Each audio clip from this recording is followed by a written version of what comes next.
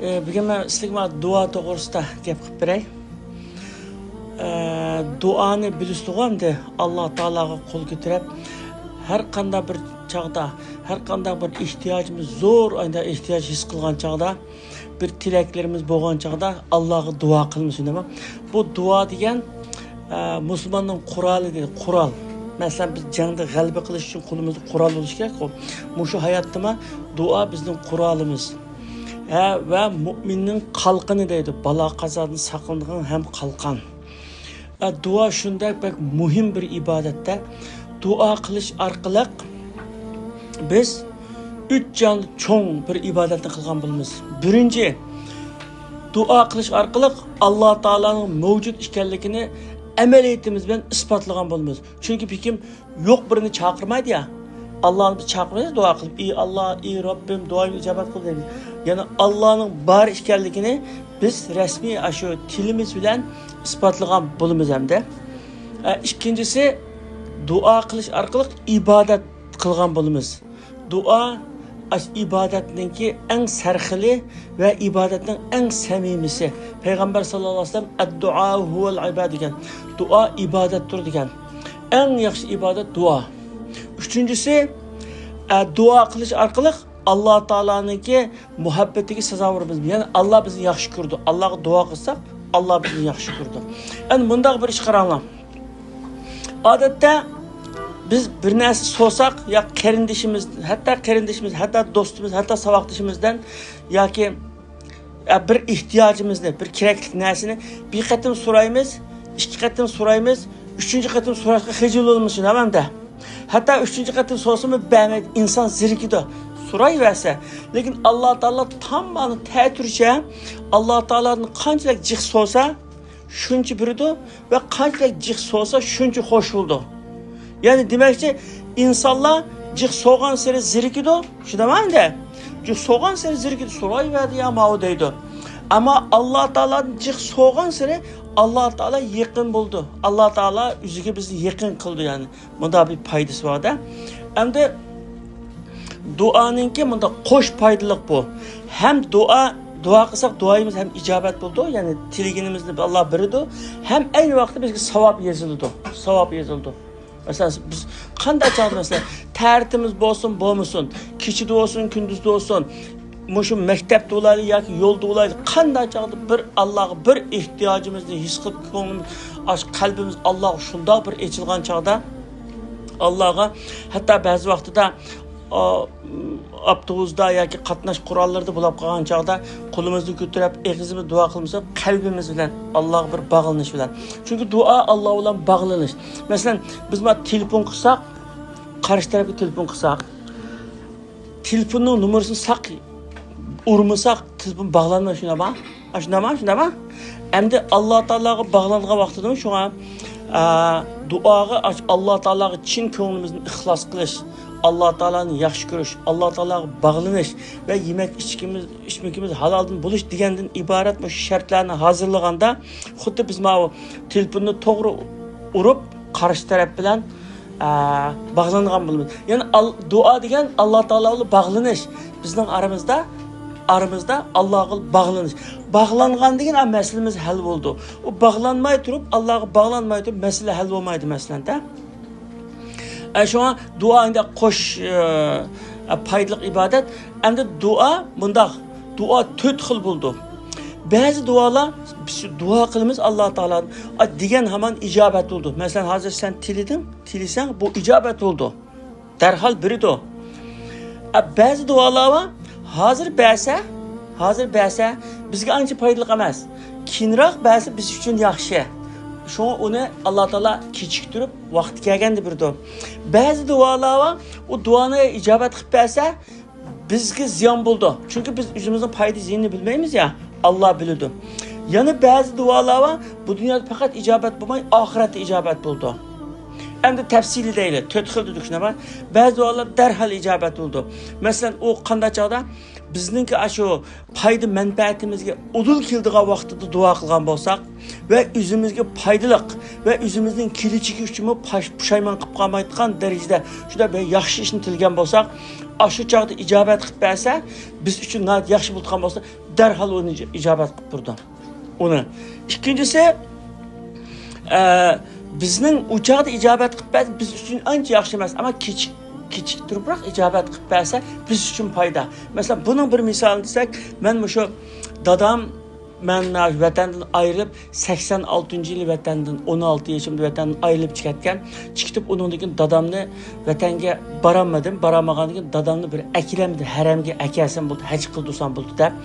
Şu 96 yılı dadam Kazakistan'a çıktı. Kazakistan'a çıkıp şu hərəmge kiliş için 6 ay sakıldı. 2. ayda çıkan adam 7. ayda həcci olğandı.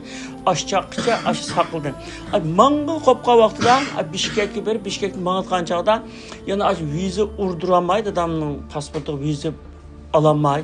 Uçağda konsulu Saudi Arabistan'ın konsulu bu Kazakistan'ın Kırgızistan'da yok o Moskova'da urdurup əkilədi.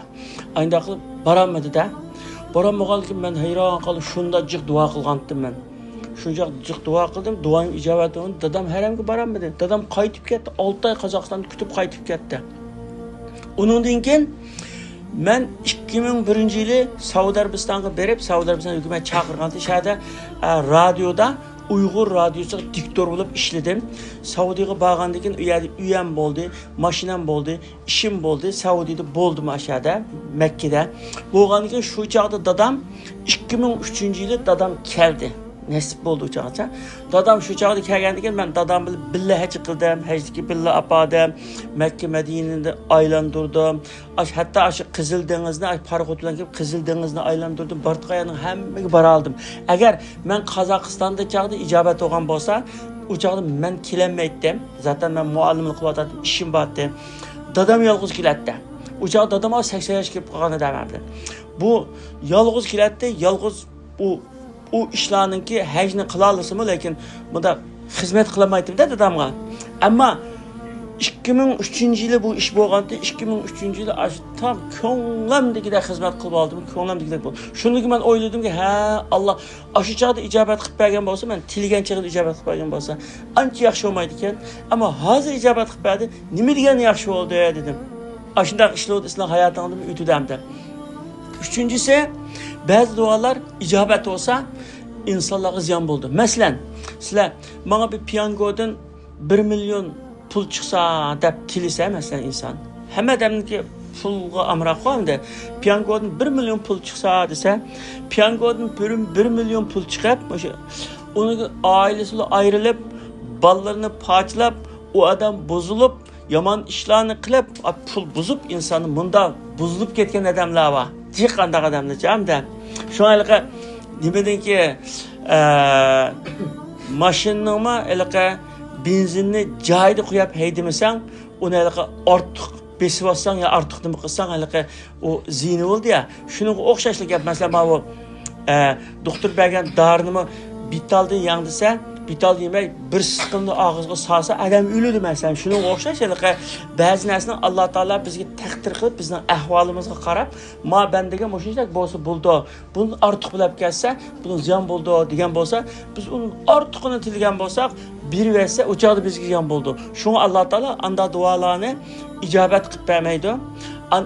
To'rtinchisi ahiretke saklap koydu dedik şemet icabet bo'lmay bazı narsani tilgan bo'lsaqmi icabet bo'lmay bu dunyoda bermay ahiret saklap. Ahiretga borganda Allah Taala deydi hadis qudusiydi bu. Bendem sen falan çağda dua qilgan duoing icabet oldu shundami dedi. Ha, icabet bo'lgan dedi. Icabet bo'lgan duolarni. Ama bazı duaları icabet bo'lmagan dedi benden. Falan çağda dua qilgan duoing icabet bo'lmadi shundami?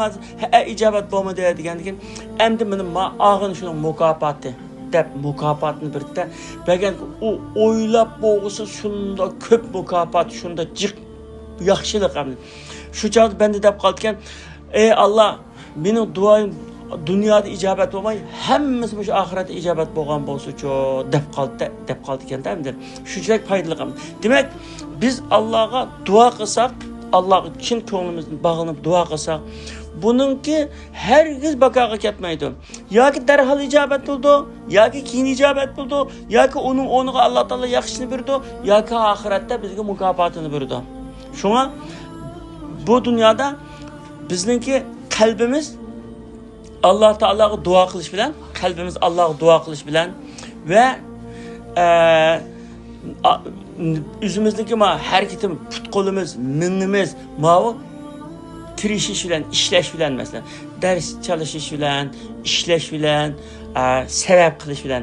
Shu sabab bilan duo ikkisi qushning ikki dona qanoti olsa ucha oladi-ku.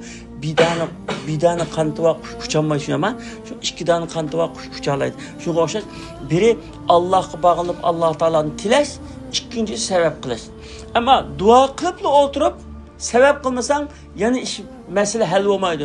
Chunki payg'ambar sallallohu alayhi vasallam Peygamberimiz Allah Teala bek yaxshi ko'radi o zatnicha. Nima tilisi biratdi? Nima tilisi shuni biratdi. Lekin Allah Teala'ga shunda yaqin turib, shu kafirlarni, "Ey Allah, men mishal bir o'tirsam bir duo qilay, kafirlarni hammani bir o'ltirayotgan" demedi o. Rasululloh shu qilishni yasab, qurollarni yasab, askarlar bilan birga jihadga chiqdi, taqqa chiqdi, urushdi.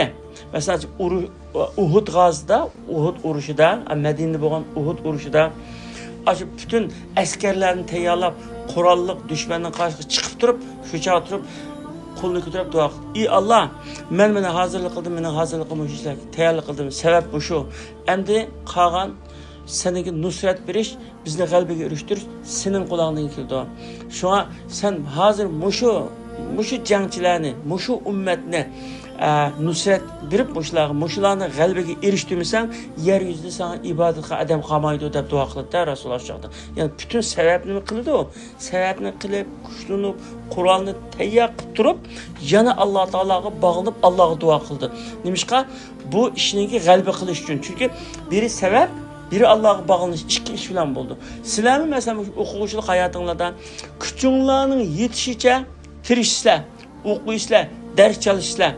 Yana şunun bilan birga her daim, her namazdan keyin, her secdede, her vakit, her atgan o'rnimizni to'g'anda va oqshom yotgan chog'da Alloh taologa duo qilamiz. Ey Alloh, meni maqsadimga yetkazgin. Meni mushu olim qilgin. Mushu qaysi maqsad qilgan bo'lsanglar, Qur'onni bütün yodlab bilish maqsad qilgan bo'lsanglar, ey Qur'onni bütün yodlashga men nasib qilgin. Yoki shu bir akademik bo'lishni yoki qaysi fanda maqsad qilgan, ey Alloh mushuni bergin. Demak, hammani cho'ng kichik hamma hojatni Alloh taoladan so'rasa, Alloh taolo shuncha yaxshi ko'rdi. Ammo inson o'ylab qoldi ba'zida, bu kichik ishlarni bunda Allohdan so'rmasam, cho'ng ishlarni tilisi bo'lmam dedi. Andan emas. Payg'ambar sallallohu alayhi vasallam bundoq degan. Sizlar hamma narsani Allohdan so'ranglar, hatto oyog'inglarniki bug'uchiga qadar ayağımızı geçen ayak bağlayan boğucu var ya.